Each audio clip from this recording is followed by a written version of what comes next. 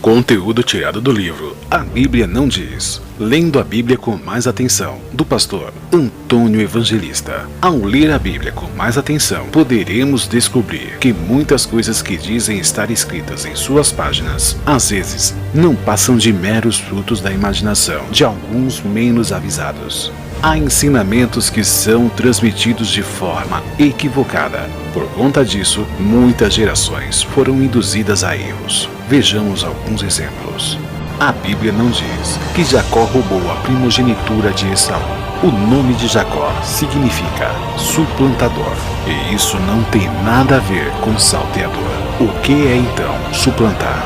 Levar vantagem a, ser superior a, exceder, sobrepujar. Jacó utilizou desses subterfúgios para comprar a primogenitura das mãos do seu irmão. Então disse Jacó: vende-me hoje a tua primogenitura, como descrito no livro de Gênesis, capítulo 25, versículo 31. A grande verdade é que, se você compra alguma coisa de uma pessoa e paga por tal coisa, você passa a ser o proprietário. A Bíblia não diz que o profeta Elias subiu ao céu em um carro de fogo. Um dos problemas de entendimento é devido aos títulos colocados pela Sociedade Bíblica do Brasil, o que não constam nos originais hebraico, aramaico e grego, além da falta de atenção dos leitores. Vamos ver, então, em que tipo de transporte o profeta Elias foi levado ao céu. E sucedeu que, indo eles, andando e falando, eis que um carro de fogo,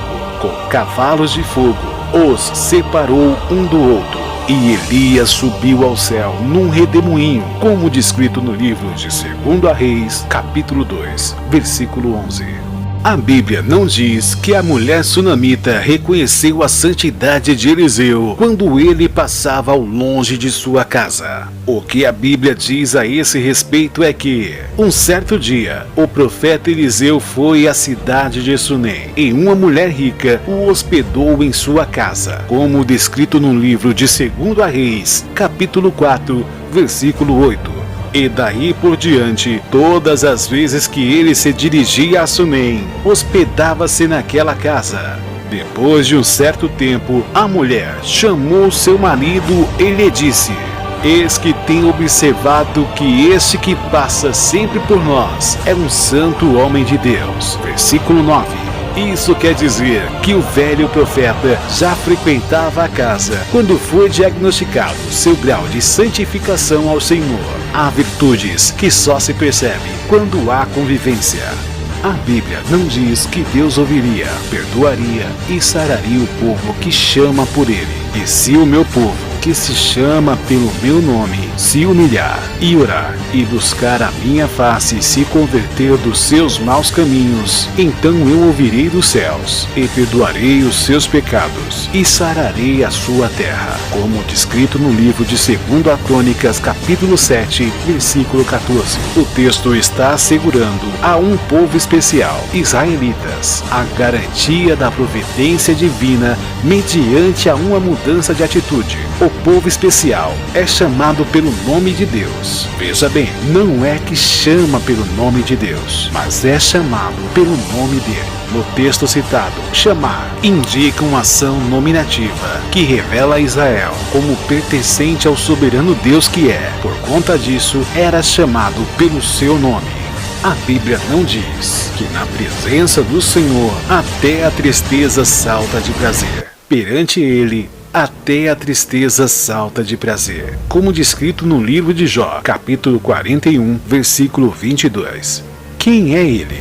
A própria Bíblia nos dá a resposta no primeiro versículo do mesmo capítulo.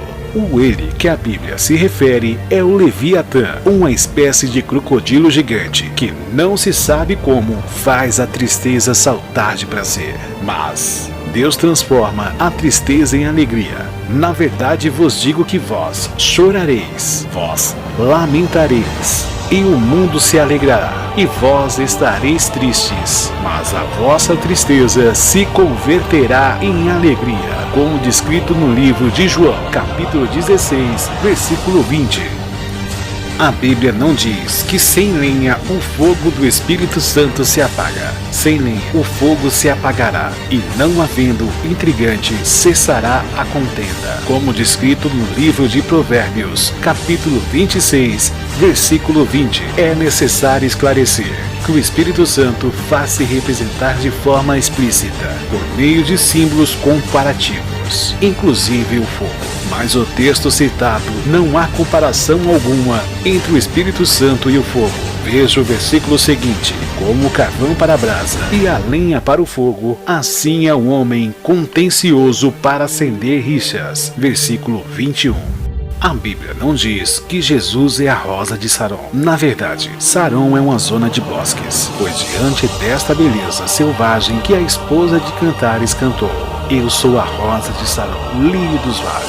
Como descrito no livro de Cantares, capítulo 2, versículo 1. Há até hinos que dizem isso, mas tudo não passou de uma comparação entre a beleza da esposa e da planície. A Bíblia não afirma que é possível uma mãe esquecer-se de seu filho. Pode uma mãe esquecer-se de seu filho de peito, de maneira que não se compadeça do filho do seu ventre, como descrito no livro de Isaías, capítulo 49, versículo 15. O texto não está afirmando uma sentença, e sim formulando uma questão. Uma mãe jamais pode se esquecer de um filho que amamenta ou amamentou, mas ainda que esta se esquecer, eu, todavia, não me esquecerei de ti, diz o Senhor. A Bíblia não diz que as misericórdias do Senhor se renovam a cada manhã. As misericórdias do Senhor são a causa de não sermos consumidos, porque as suas misericórdias não têm fim. Novas são a cada manhã, como descrito no livro de Lamentações, capítulo 3, versículos 22 e 23. Elas, as misericórdias, não precisam ser renovadas, elas são novas.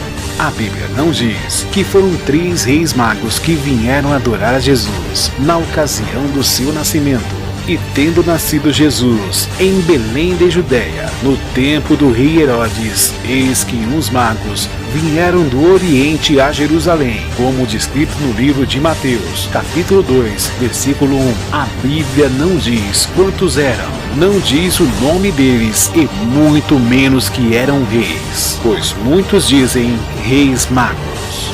A Bíblia não diz: buscai primeiro o reino dos céus e as demais coisas vos serão acrescentadas, mas buscai primeiro o reino de Deus e a sua justiça, e todas essas coisas vos serão acrescentadas, como descrito no livro de Mateus, capítulo 6, versículo 33. Se observarmos corretamente o texto, ele não nos dirá que todas as demais coisas, e sim que todas estas coisas, que todas as coisas são essas, as que estão descritas em Mateus, capítulo 6, versículo 19 ao versículo 34, também chamadas de as solitudes da vida. A Bíblia não diz que Jesus orientou os seus discípulos a terem fé do tamanho de um grão de mostarda. Se tiverdes fé como um grão de mostarda, como descrito no livro de Mateus, capítulo 17, versículo 20, Jesus deixa explícito que é necessário que os cristãos possuam uma fé crescente. Uma árvore tão grande, germinar de uma tão pequena semente, é algo verdadeiramente maravilhoso. Jesus se utiliza de tal milagre da natureza para aconselhar os seus discípulos a terem uma fé como semelhante a um grão de mostarda, isto é, uma fé crescente e expansiva. A Bíblia não diz: venha a nós o teu reino, na oração do Pai Nosso. Portanto, vós orareis assim: Pai nosso que estás no céu, santificado seja o teu nome. Venha o teu reino, seja feita a tua vontade, assim na terra como no céu, como descrito no livro de Mateus, capítulo 6, versículo 9 e 10. A Bíblia não diz: paz na terra aos homens de boa vontade. Glória a Deus nas alturas, paz na terra, boa vontade para com os homens, como descrito no livro de Lucas, capítulo 2, versículo 14. Sendo assim, podemos concluir que a Bíblia não diz paz na terra aos homens de boa vontade, mas boa vontade aos homens, e a paz é endereçada a toda a terra. O texto original do livro de Lucas, capítulo 10, versículo 33, não chama o samaritano de o bom samaritano. Este é mais um daqueles casos relacionados aos títulos das editoras. Mas um samaritano que ia de viagem chegou ao pé dele e, vendo-o, moveu-se de íntima compaixão, como descrito no livro de Lucas, capítulo 10, versículo 33. A Bíblia não diz que no dia de Pentecostes, um vento encheu a casa onde os discípulos oravam, e de repente veio do céu um som, como de um vento veemente e impetuoso, e encheu toda a casa em que estavam assentados, como descrito no livro de Atos, capítulo 2, versículo 2. A casa foi tomada por um som, e não por vento algum. A Bíblia não diz que o cair é do homem e o levantar é de Deus. É bem verdade que o homem tem as suas limitações e vive tropeçando na estrada da vida, mas Deus não fez o homem para cair ou viver caindo. Essa expressão não é bíblica. Os passos de um homem bom são confirmados pelo Senhor e deleita-se no seu caminho. Ainda que caia, não ficará prostrado, pois o Senhor o sustém com a sua mão, como descrito no livro de Salmos, capítulo 37, versículo 23 e 24. A Bíblia não diz que devemos estar em espírito de oração. O conselho de Paulo é bem claro: orando em todo o tempo, com toda a oração e súplica no Espírito, como descrito no livro de Efésios, capítulo 6, versículo 18. Não existe espírito de oração, mas sim o Espírito Santo. Além disso, não existe oração forte. O conselho que a Bíblia nos dá é: orai sem cessar. A Bíblia não diz que quem não vem pelo amor, vem pela dor. Esse é mais um daqueles chavões extra-bíblicos. Existem pessoas que vêm pelo amor e outras que vêm quando estão sofrendo dor. No entanto, há alguns que não vêm nem pelo amor, nem tampouco pela dor. A Bíblia não diz que não cai uma folha à árvore se Deus não permitir. É claro, não há dúvida que todo o universo está sob o domínio de Deus, o Todo-Poderoso, e nada pode acontecer sem a permissão dele. Porém, não está escrito na Bíblia que uma folha da árvore não possa cair sem que Deus permita. Errais, não conhecendo as Escrituras. Cresçam, porém, na graça e no conhecimento de nosso Senhor e Salvador Jesus Cristo.